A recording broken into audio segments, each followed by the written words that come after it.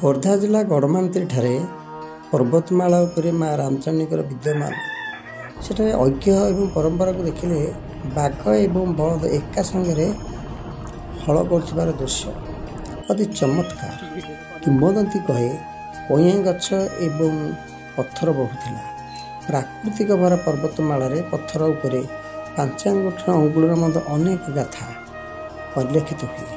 एठारे वर्तमान विभिन्न प्रकार जानी यात्रा दर्शक मैंने दूर दूरांतर आसी भोजी भात कर एठाकार मनोरम दृश्य को अति मनोहर भाव उपभोग करते। रामचंडी पाददेश हलद एवं बाघ लंगल एकाठी थिबार दृश्य अति चमत्कार। आम न्यूज ओडिशा न्यूज तरफ परखिलु जे रामचंडीकर परिवेश एवं दृश्य को परिलक्षित भक्त मैंने आसुथिबार मनोरम दृश्य अति चमत्कार थिला बेले सेठार परिवेश अति चमत्कार।